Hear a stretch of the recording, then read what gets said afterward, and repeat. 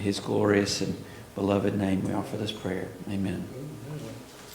All right, so quite a bit there at the beginning, but if you have any questions about any of that, we can talk about it after class. Tonight we're looking at the question. This is kind of our overarching question. Is about the question of dispensationalism or the millennial reign of Christ and the rapture. Are those doctrines biblical? And how, as Christians, do we answer those kinds of questions when they come up with people we're meeting in the community? And so that's what we're going to endeavor to do. We're going to start that tonight. So along these lines, there are several questions we're looking at. And the first of these is, what are the doctrines of dispensationalism and the rapture? We're going to spend the time kind of today setting the groundwork for that. So when you hear those terms, and I'm sure many of us have, what's meant by those? What are people trying to teach or proclaim through those doctrines? And then as we get into this, will there be signs of the coming of Jesus Christ, of His second coming? Can we know when the second coming is going to occur? I think I left a word out of there. Can we know when the second coming of Christ will be? So I'll just go ahead and you put that right there in your mind. I'll try to fix that before next week. Will there be a rapture? And is along with those doctrines. Will there be a 1,000-year reign of Christ on earth? What will actually occur at the end of time? Well, what does the Bible really say about that? How much can we know? And then, what do we know about heaven and hell? And what does the Bible lay out about those two places? And how do I get prepared for the second coming and the final judgment? So we have a lot to cover. We will not get through much of that tonight. We'll see how far we go. Oh, and if you need to see any of these, I'm going to post this PowerPoint online. It'll be on the website hopefully tomorrow. And as we go on, I'll continue to post those online. So the end. Ooh, I feel like I hear this a lot here recently. Are we near the end of time? Are we near the end of the world? It's an important question to ask. I'm glad people are at least thinking about those kinds of things. Maybe, hopefully that can spur us into some good conversations with people about what the Bible actually says. And so, as we're thinking about that and trying to draw people's attention to the Word, we're going to deal with a couple questions. The first one is, what are the doctrines of dispensationalism? It's an interesting term.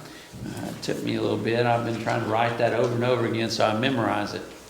Again, make sure you've got those handouts. If you haven't, raise your hand and somebody will get them to you. But what are those doctrines? So let's first do a little brief history on the dispensational doctrines themselves. Now, if I were to ask you, how old do you think those doctrines are? When did they first begin to be taught? Any of us have any idea? You're talking about premillennialism? Yeah, those dispensational doctrines. They actually did not exist before the 19th century, so Jody was right. So for 1900 years, these were not taught. So just spur that away in your brain, file that somewhere in that cabinet upstairs.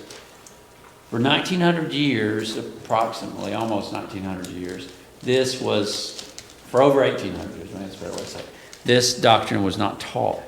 Now, how did it arise? Well, from my best estimation, in about 1820, there was a revival held in Glasgow, Scotland.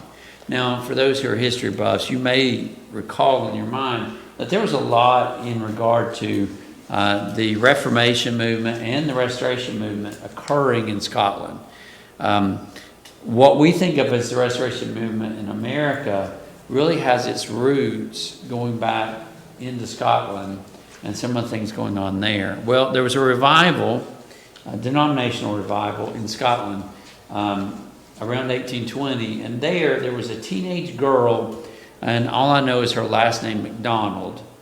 This girl claimed to have a vision of a pre-tribulation rapture of the church out of this world and into heaven. So this young lady, I guess, I don't know all the events, but she claims to have this vision. Now, normally those things may come and go, but there was one man there. His name is Darby. Darby heard this, and it really stayed with him. Darby was one of the founders of the Plymouth Brethren. Now, Plymouth Brethren, what do you think about Plymouth Brethren? What comes to your mind? What, Becky? Plymouth Rock. Plymouth Rock, right? That's where we landed. Or not we, but that's where the Pilgrims landed. I wasn't there. But he began to develop this doctrine. Then when he came to America, he wasn't that well known, but then he came in contact with a guy who was. Some of you may have heard the name Moody, Dwight L. Moody. Mr. Darby, when he got here, they came in contact with one another, developed a relationship, and they exchanged this idea or doctrine of premillennialist or dispensationalism. Moody was a famous preacher of the day, and following their exchange, Moody became a worldwide disseminator of this doctrine, dispensationalism, and a pre-tribulation rapture. Now, just keep those terms in your mind. We'll get into explaining what those are in a little bit. One thing you'll notice about the doctrine is there are a lot of variations on it. There's not just one straight line doctrine to look at. I'll do my best to give you what I know about these. So out of this came some novels, interestingly enough, based on dispensationalism. Now, it's not the one that you probably came to mind. What was the one? I think HBO even did like a TV series on it. Left Behind. The Left Behind series. It's not that one. That came way later. But there was one like Jesus is Coming, a novel written with this kind of doctrine as its framework for that novel. Well, through that novel and others, it became a popular doctrine. But it was one printing that really took it to the masses, and it's from the Scofield Bible. You ever heard of the Scofield Bible? Really popular Bible in America at the time. It was first published in 1909 by a guy named C.I. Scofield. Now, can anybody tell me what's unique about the Scofield Bible, other than it has dispensational doctrine in it? But what's unique about it? All right, take out your Bible right now. I want you to look at something. I bet almost every one of us has a Bible that does this now. Go to, go to Matthew 24. You go to Matthew 24. Does anybody else other than me, at the beginning of verse 1, before you get to verse 1, have a heading above it? Yes. Anybody have that? Tell me some of them. What are they? Signs of Christ's return. Okay, signs of Christ's return. You may have something different. Jesus predicts the destruction of the temple. Jesus predicts the destruction of the temple. Okay. Signs of the end of the age. Signs of the end of the age. And The destruction of the temple and signs before the end. so you see all these headings. Now, are any of those biblical? Were those in the original text? Before 1909, you didn't even have headings. Scofield was the guy that gave us headings in our text. Kind of interesting, isn't it? Before that, did we have chain reference Bibles? Yes. But you do notice the title of that Bible is called the Schofield Reference Bible. And before that, where were the references? And many of us still have those on the boundaries, right? They're outside of the text. Well, what he did is he took some of that information and he moved it in line with the text. What does that do mentally for people? Makes the things part of the Bible. Yes. People subconsciously, some maybe consciously, then begin to incorporate it into the text. Were you going to say something, Becky? Yeah, but it wasn't your answer. Never mind. Oh, what was it? I was saying it leads them down a different path. Like, I mean, that's a man path. Well, I think the you're chain references, you have to make sure that those extras are truly in line with what the Bible's saying. yeah, and I think those two things are lined up because it does incorporate in the text so that it leads you down these other passages. Now, I don't know that was Scofield's point. I'm not saying he was some evil genius that just brought that stuff over into the text, but it did have an effect on people. Through the Scofield Bible, this doctrine became even more popular. Some of the stuff I've already said. 1909, as you said, like in Matthew 24, his heading was what? Jesus predicts the rapture. Right? So you get in there. So a warning to you, by the way. Let's do a little side note warning. Be careful with the headings. They're not part of the text, and those headings can be wrong. They can be wrong. So just keep that in mind. Men put those there. Uninspired men put those there. And so we need to take those with a grain of salt. We need to make sure that they're not misrepresenting the text. And so from there, the doctrine of dispensationalism made its way into the mainstream of many denominational churches. And now what you see, I haven't done a survey of this, but I think most of your denominational churches teach dispensationalism or in some form. There's a few out there that don't, but many do. And so that kind of sets us a context of what we're looking at. But it doesn't really describe the doctrine itself. And so that's what I move into now. So when we talk about the doctrine, so we're going to break this up in kind of two portions here. And then later on, we're going to come back and answer these questions. So right now, this is just information. I'm just trying to provide you what the doctrine is. So this isn't what the Bible necessarily teaches. This is what they teach. So, number one, what is the rapture? What is the doctrine of the rapture? Well, it's kind of a complicated discussion. Now, the word rapture itself just simply means like a calling up, right? A removal, right? To be called up. So just keep that in mind. That's the word. Now, you will not find the word rapture within the text. Go ahead and do a little cross-reference. Anybody find it? You can do one in your phone.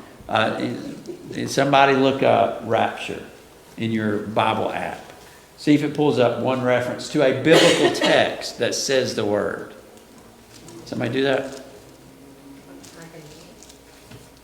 So while she's doing that, I'll keep talking. So like I said, this is kind of complicated due to the variant doctrines surrounding the rapture. So, but it simply just refers to the resurrection of the righteous. Did you find it? Mine said 0. 0. All right. Just something to think about as we move forward. But that's kind of what the rapture is. And what you'll see, and this will develop more as we go on, when we're talking about the rapture, the reason why I say it's complicated is when we talk about the different dispensational doctrines, the way they view the rapture changes slightly in the number of occurrences of rapture. And we'll see that in just a minute. All right. So, depending on the version of dispensational doctrine, this is kind of what I just said, there can be anywhere from 1 to 3 coming resurrections or raptures. All right. So there are two main types of dispensational doctrine. I'm going to give you the most common by far is premillennialism. Premillennialism. Now, thinking about this doctrine, I want you to get out your sheet, and I'm going to show you which one. You get that one out. As far as just an information sheet, this to me maps it out the best. It's very simple and straightforward, but this is really what they teach. This form of the doctrine is taught that in it is taught that Jesus will come in a secret or invisible rapture, in which he will resurrect the righteous who have died along with the righteous living. He will take those saints to heaven to await his next coming at the end of the tribulation. So where do you see that? If you're looking on your sheet, you see the establishment of the church, right? And then you get to right here. You see the word rapture. That's where that's going to occur. And it's that there that the resurrection of the righteous will occur. They will go to meet Jesus in the air, and then he will take them away to heaven. And there they'll be during the great tribulation, or the severe tribulation, whatever, how they want to phrase that. And that's this period right here. You might tell me how long that's supposed to be? How many? 7 years. 7 years of tribulation. It's during this period of time that they say the Antichrist, a man who will rise to power and he will lead the world astray into evil. It's during that time that God will remove his presence from the earth, and he'll be gone for 7 years. In 7 years, you're going to be without God in the world. Any representation of him, it's going to be a time of great tribulation. Now, what they will say is during this time, you will still have some people who, even despite the tremendous tribulation, will obey. And at the end of that 7-year period, Jesus will reveal himself in a second coming. Second coming, part 2, right? Like the big movies, right? You got part 2. Part 2 is, in the movie world, it's not usually as good as part 1. But in part 2, he'll actually reveal himself. And it's at this point he will establish a throne where? On earth, where? In Jerusalem, on the throne of David. You have the reestablishment of the Israelite kingdom. They will rule the earth with Christians kind of there with them. And depending on who you talk to, that relationship differs a little bit. But Christ will establish a kingdom on earth for how long? 1,000 years, right? 1,000 years.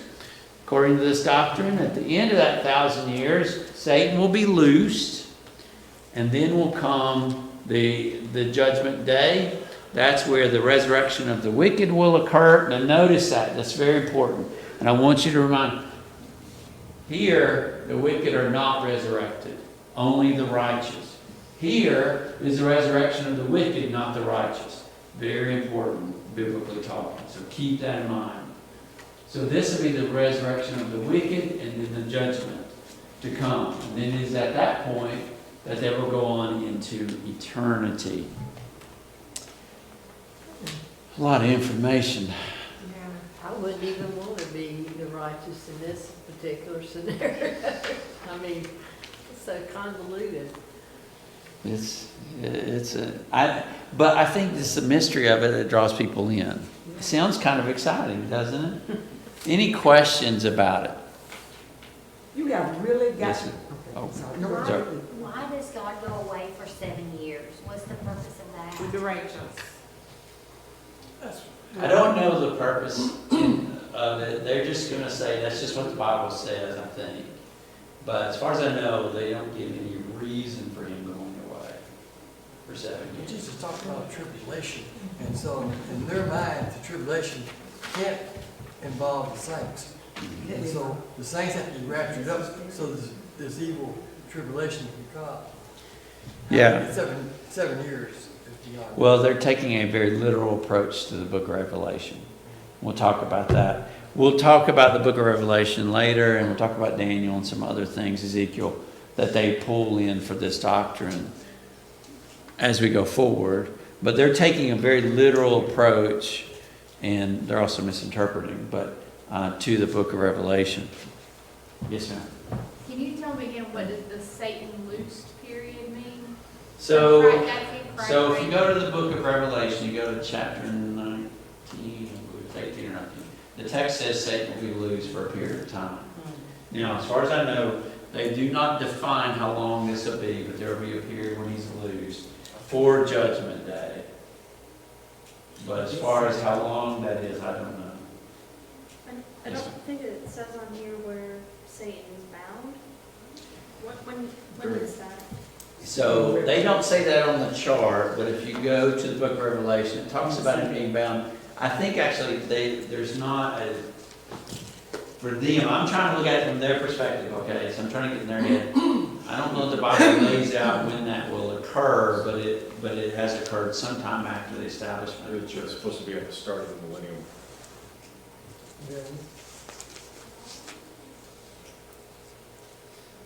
So the- We'll look more at that as we go forward.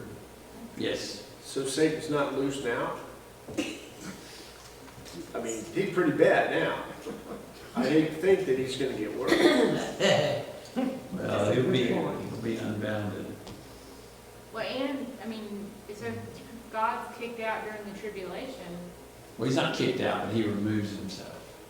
that's pretty much Satan having all rule, Mhm. if God's not there. All, And All that'll of be the- good at the time.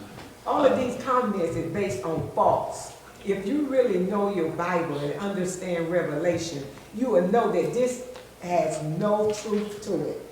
Yeah, so we're gonna come back You know? to that, so let's, That's- yeah, I agree with you, It had I no agree with you, truth. Tony. Yeah, but we're gonna pick out, so, and I'm trying to think about it, I think Aaron's right when he says, now that I think about it, the bounding of Satan will occur when Jesus reveals himself, and will bound Satan for that period of time, for those 1,000 years. But Jesus would not leave until, that he would leave at 1,000 years, but then Yes. Satan would be loosed again. Yeah, so he'll be loosed again at the end of the 1,000-year reign of Christ in Jerusalem. So you don't really know how long that time is between the 1,000-year reign ending and eternity? No, and I was trying to look that up today, but I'm not sure about that. I'm sure there's an explanation, but I'm not certain about the length of time there. I've only ever seen season used for that period of time. It just says be loose for a season. Mhm. And that's, yeah, in Revelation, it does not give It a, doesn't say all of Well, Russia says he's released after the end of 1,000 years. yeah, and that's what we're After the saying. 1,000 years is over, he will be released for Yeah, a short and- period of time. And that's what they're doctrine. Now, I think they're misinterpreting what that means, But that's what the Revelation says. but they're, yeah, so that's why they're applying it at the end of that 1,000-year reign. But as far as how long it is, it. as far as I know, It doesn't say. they don't define that. Did somebody else have another one? Roger, do you have something? Oh, I mean, to me, they're very, I mean, they're literal in a way, but they're also very selective. I mean, there's stuff that just. Most times, when you're teaching false doctrine, you have to be selective. Exactly. And we're going to see that as we move into it. They're very selective in the passages they listen to and others they don't.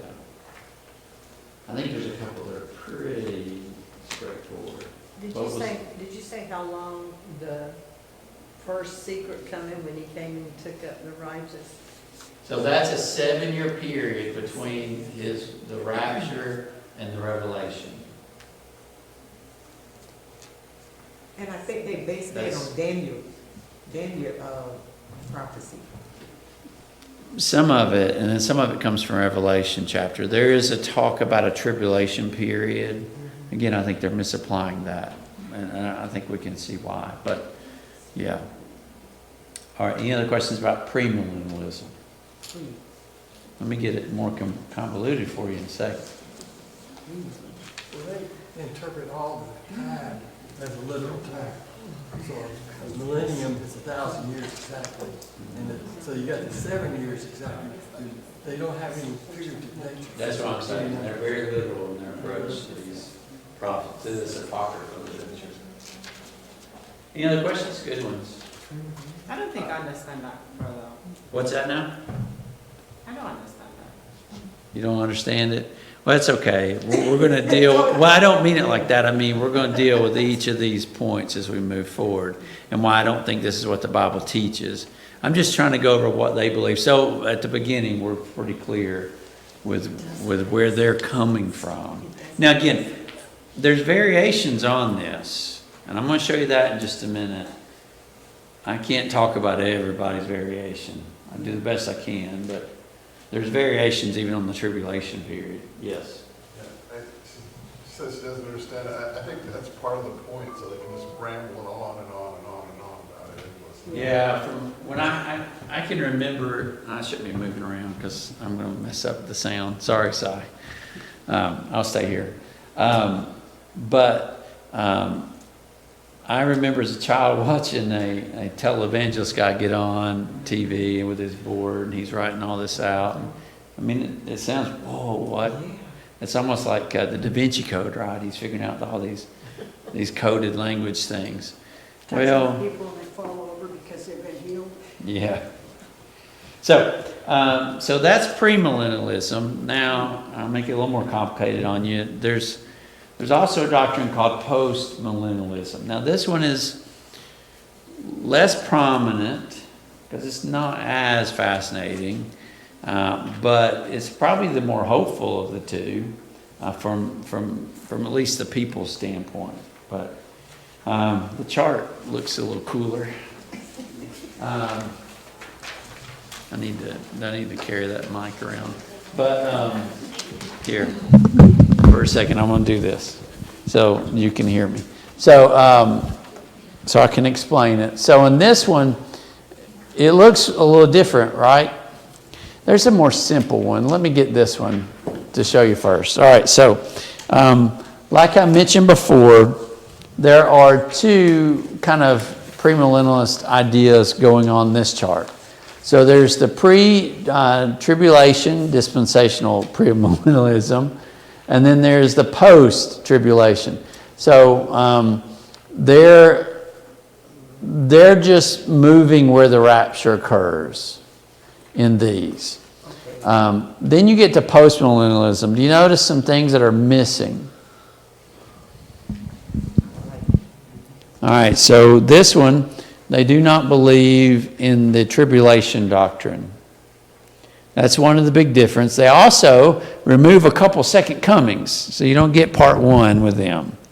But you do get the Millennium Kingdom, and then you have, at the end, you have the second coming and the last judgment. So you still get a coming here, and then he just waits longer to leave. So he'll come, establish his kingdom for 1,000 years in Jerusalem, and after 1,000 years, you kind of have the same ideal going on there with postmillennialism. So it's just a little different. But here on this chart, you're kind of seeing some of it. It's just got more information on it. But they put the Great Tribulation a little bit earlier, and they actually get a little closer to biblically accurate. But we'll talk about that when we get there. But they put the tribulation occurring in with the early church after the destruction of Rome, or of the temple. They put Satan being bound at that point, and they look at the 1,000-year reign not literally. So their view would be we're living in the 1,000-year reign now. I'm sorry. So that's more of a figurative way to view it. But they also believe near the end of time, there's a couple of things you'll see.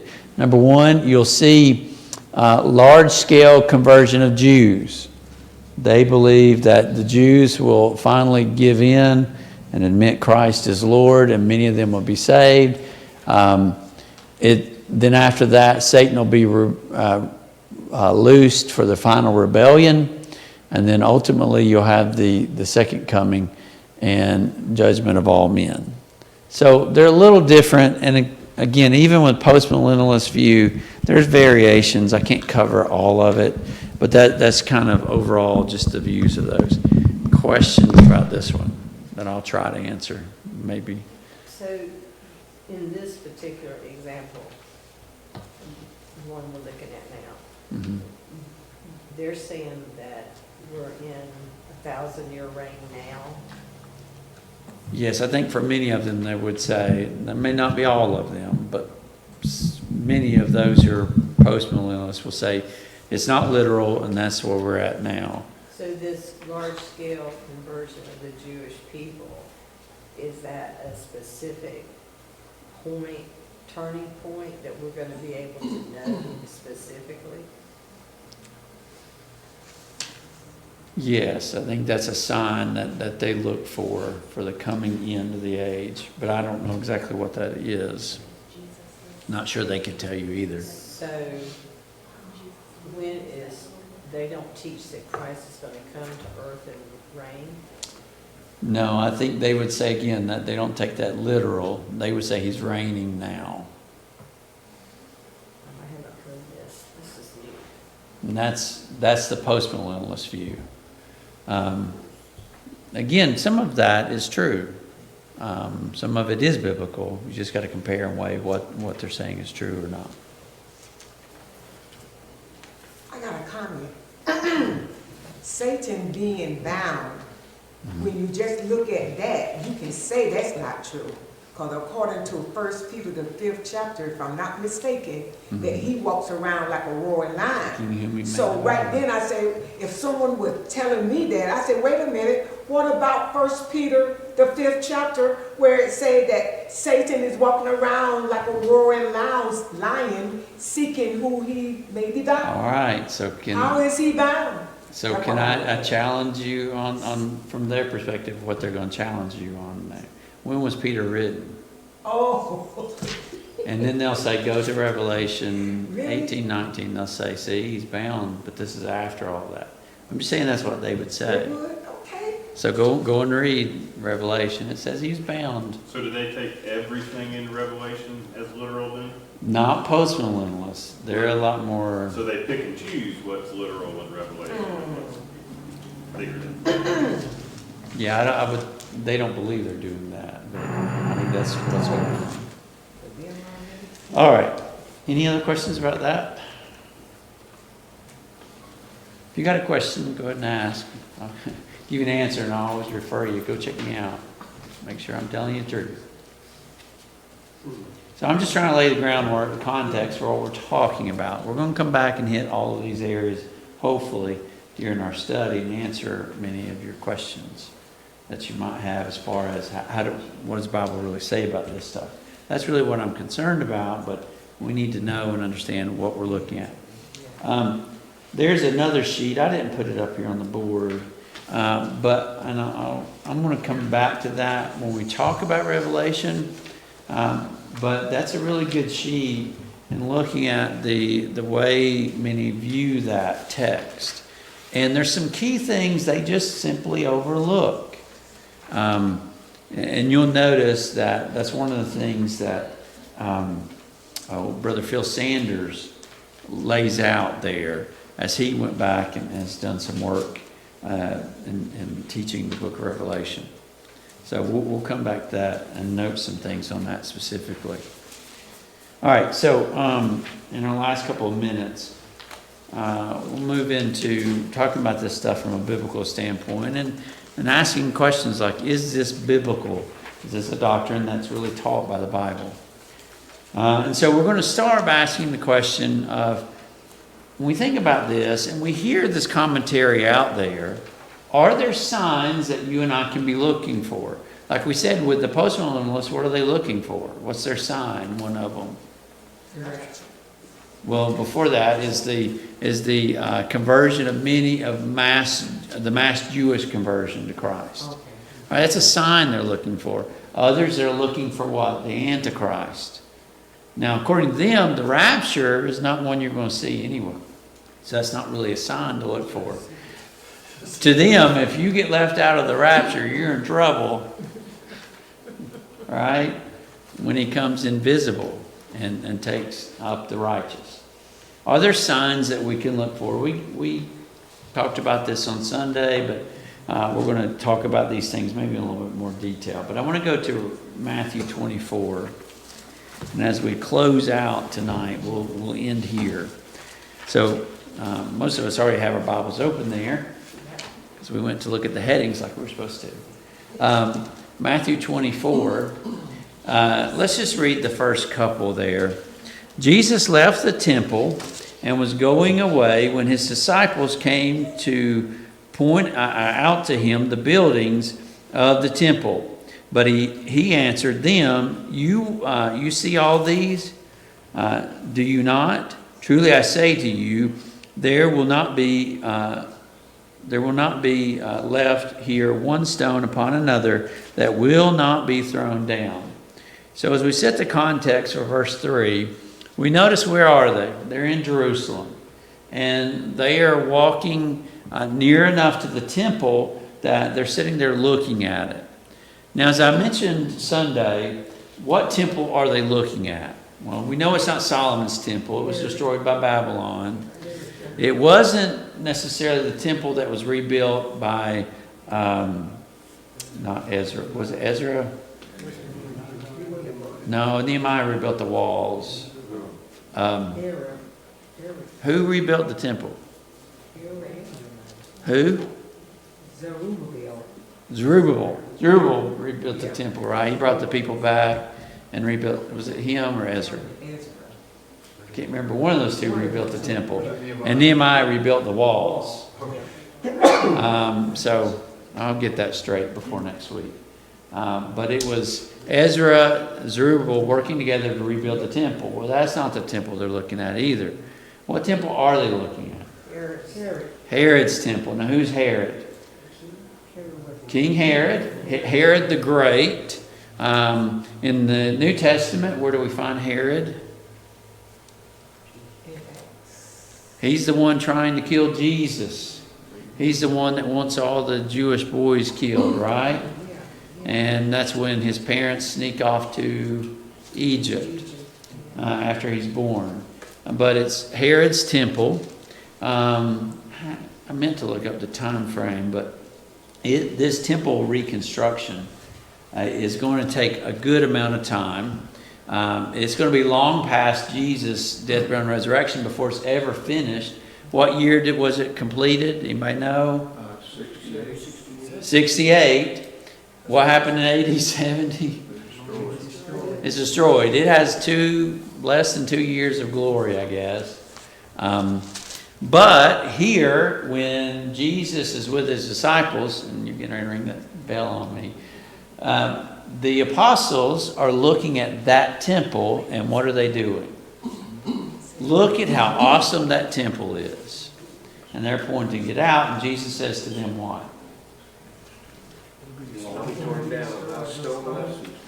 In AD 70, not one stone will be left on top of the other. I whet your taste and enthusiasm to go on to study this more. Please be back, and we'll get more into the signs and some of the important questions they ask here, and then we'll develop some other. We'll look at some other texts to see what they say, and we're going to harmonize all this, hopefully.